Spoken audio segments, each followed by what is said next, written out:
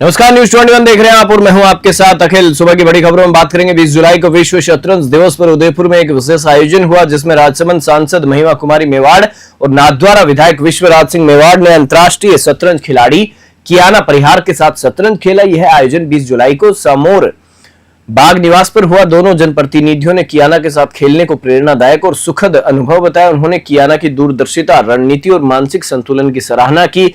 उनके अनुसार शतरंज सिर्फ एक खेल नहीं बल्कि धैर्य, अनुशासन और बौद्धिक विकास का प्रतीक है। सांसद और विधायक ने कियाना की उपलब्धियों को प्रदेश और देश के लिए गर्व का विषय बताया। उन्होंने कहा कि राजस्थान से ऐसी प्रतिभाएं उभर रही हैं जो अंतर्राष्ट्रीय स्तर पर भारत का नाम रोशन कर रहे हैं। उदयपुर से ब्यूरो रिपोर्ट।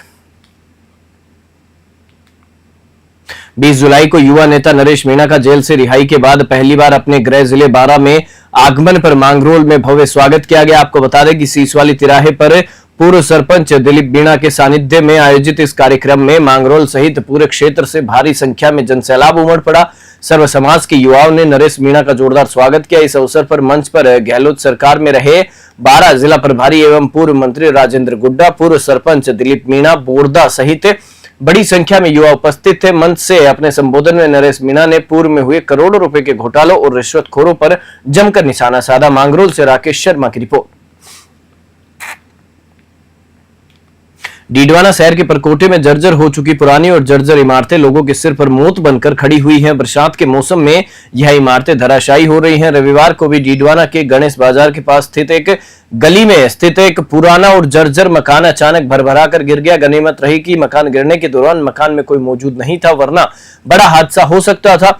बताया जा रहा है कि यह मकान लंबे समय से बंद पड़ा था और इसके मालिक अन्यत्र रहते हैं। डीडवाना से गुलाम नबी आजाद की रिपोर्ट।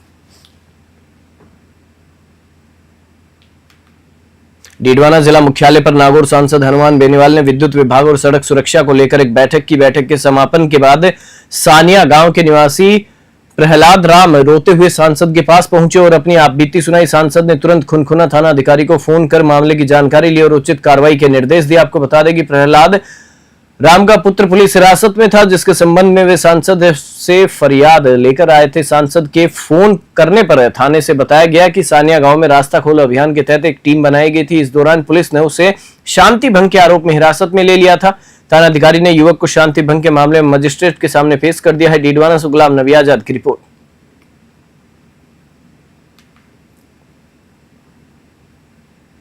बायतू के लापला गांव की चतरू शारण ने अमेरिका में आयोजित विश्व पुलिस क्रॉस कंट्री चैंपियनशिप में 10,000 मीटर दौड़ में स्वर्ण पदक जीतकर गांव सहित पूरे क्षेत्र और देश का नाम रोशन किया है। इस शानदार उपलब्धि के बाद बायतू पहुंचने पर ग्रामीणों ने उनका भव्य स्वागत किया। स्वर्ण पदक विजेता चतरू शारण ने सबसे पहले खेमा बाबा मंदिर में दर्शन कर आशीर्वाद लिया, जहां खेमा बाबा मंदिर कमेटी के अध्यक्ष चैनाराम कड़वासरा ने उन्हें शुभकामनाएं दी। प्रधान सिमर्था राम बेनीवाल ने इस अवसर पर कहा कि चतरू सारण एक सामान्य किसान परिवार से होने के बावजूद उन्होंने पूरे देश में अपने क्षेत्र को गौरवान्वित किया है। उनके कोच केसरा राम घाट ने बताया कि चतरू की शुरुआत से ही एथलेटिक्स में गहरी रुचि थी और उन्होंने उनके अंदर खेल के प्रति अटूट आत्मविश्वास देखा, जिसका परिणाम आज सबके सामने है। बायतू से राजेंद्र चौधरी की खास रिपोर्ट।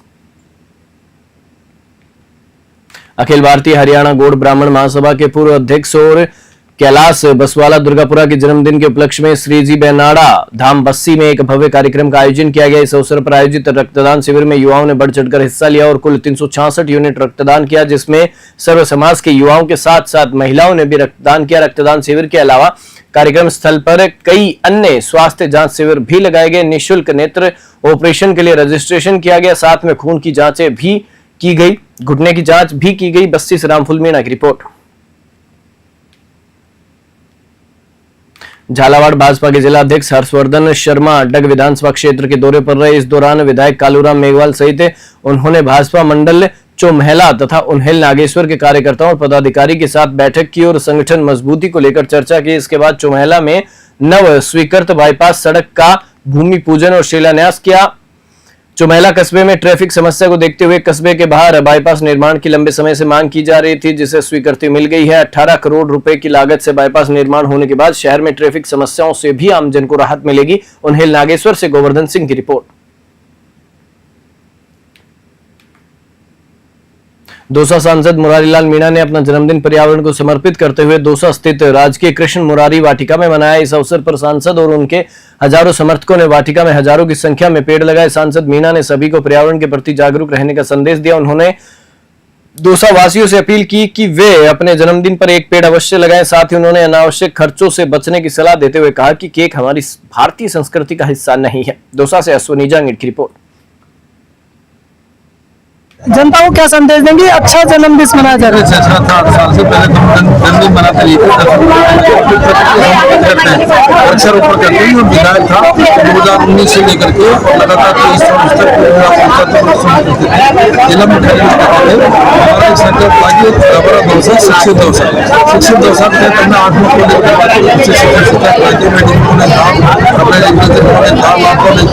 जिला 4-5 को लेकर और थे।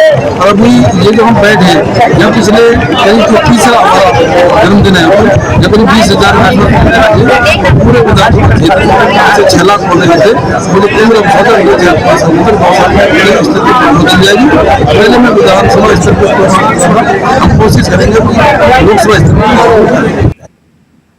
अटरू उपखंड मुख्यालय पर मीणा समाज के गौरव नरेश मीणा के आगमन पर एक भव्य स्वागत समारोह आयोजित किया गया। 12 रोड स्थित पेट्रोल पंप पर 3 जेसीबी और ड्रोन से पुष्प वर्षा कर उनका स्वागत किया गया। अटरू बस स्टैंड पर रात 9 बजे उनके पहुंचने पर जमकर आतिशबाजी की गई। इस अवसर पर दोनों प्रमुख राजनीतिक पार्टियों के जनप्रतिनिधियों की उपस्थिति ने सबका ध्यान खींचा।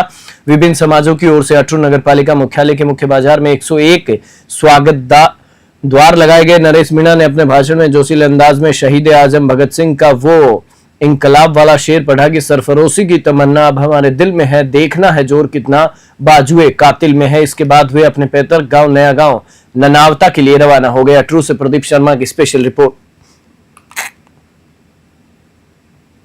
इस बार बीसलपुर बांध रिकॉर्ड बनाने जा रहा है क्योंकि 25 साल के इतिहास में पहली बार जुलाई के महीने में इसके गेट खोले जाएंगे। यह लगातार दूसरा साल होगा जब बांध अपने पूर्ण भराव क्षमता के करीब पहुंचेगा। गेट खोलने से पहले बहाव क्षेत्र के गांवों में अलर्ट जारी किया जाएगा। सायरन बजाकर लोगों से बनास नदी से दूर रहने की अपील की जाएगी ताकि किसी भी अप्रिय घटना से बचा जा सके। बीसलपुर बांध के भरने से खुशियों की फुहार निकलेगी क्योंकि यह बांध जयपुर, अजमेर, भीलवाड़ा और टोंक जिलों में पेयजल का मुख्य स्रोत है। टोंक से ब्रिजेश परेडवाल की रिपोर्ट।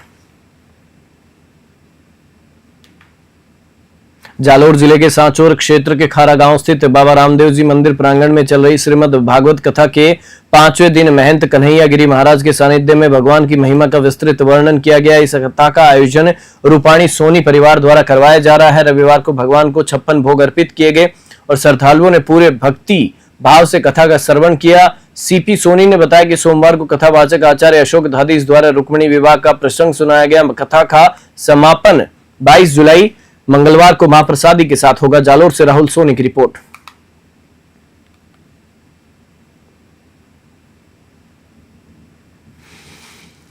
राजगढ़ थाना क्षेत्र के डिघावड़ा के पास अलवर सिकंदरा मेगा हाईवे पर देर रात एक हादसा हो गया। हरिद्वार से गंगाजल लेकर आ रहे एक कावड़िए की कावड़ एक बाइक सवार की टक्कर से खंडित हो गई। सत्यम सिंह नामक कावड़िए ने बताया कि वह हरिद्वार से कावड़ लेकर आ रहा था, तभी बावड़ी तिराहे पर एक बाइक सवार ने उसे टक्कर मार दी जिससे उसकी कावड़ खंडित हो गई। घटना की सूचना मिलते ही राजगढ़ पुलिस मौके पर पहुंची। कावड़ खंडित होने से आक्रोशित अन्य कावड़ियों ने राजगढ़ अलवर सड़क मार्ग पर एक पिकअप खड़ा करके सड़क पर बैठकर जाम लगा दिया। सूचना मिलते ही डीएसपी मनीषा मीणा मौके पर पहुंची और समझाइश के बाद करीब 1 घंटे बाद जाम खुलवाया। राजगढ़ से अखिलेश वशिष्ठ की रिपोर्ट।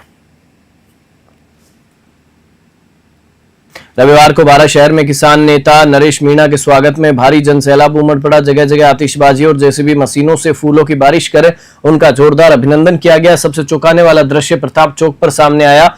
यहां भगत सिंह की प्रतिमा के सामने नरेश मीणा ने अचानक अपनी हथेली पर चाकू से गहरा कट लगाया और अपने बहते लहू को प्रतिमा पर अर्पित कर दिया। इस दौरान उन्होंने जोर से हम लाएंगे क्रांति का नारा बुलंद किया। यह दृश्य देख वहां मौजूद भीड़ कुछ देर के लिए स्तब्ध रह गई।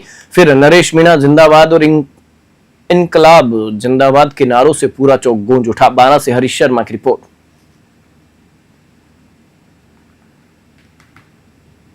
बालोतरा जिले के कल्याणपुर उपखंड क्षेत्र की ग्राम पंचायत अराबा चौहान कार्यालय के पास स्थित सरकारी विद्यालय में बारिश के दिनों में हालात बद से बदतर हो जाते हैं। यह स्कूल बारिश के पानी में 5 फीट तक डूब जाता है जिससे पूरा परिसर तालाब में तब्दील हो जाता है। इस वजह से बच्चों को स्कूल आने जाने और पढ़ाई करने में भारी मुश्किलों का सामना करना पड़ता है।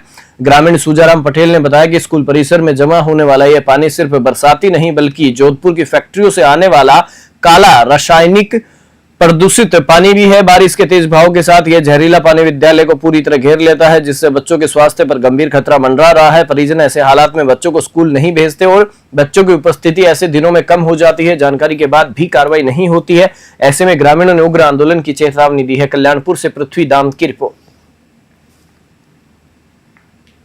जालोर पुलिस अधीक्षक ज्ञानचंद यादव ने सांचौर पुलिस थाने में एक प्रेस वार्ता कर ऑपरेशन खुलासा के तहत हुई बड़ी कार्रवाई की जानकारी दी। सांचौर पुलिस थाना और सांचौर वृत्त की स्पेशल टीम ने पिछले कुछ समय से क्षेत्र में हो रही विभिन्न चोरी और नकबजनी की वारदातों का खुलासा करते हुए मुख्य सरगना सहित 6 आरोपियों को गिरफ्तार किया है। इस कार्रवाई से करीब 2 करोड़ रुपए की चोरियों का पर्दाफाश हुआ है। सांचौर से ओम प्रकाश बांगड़वा की रिपोर्ट।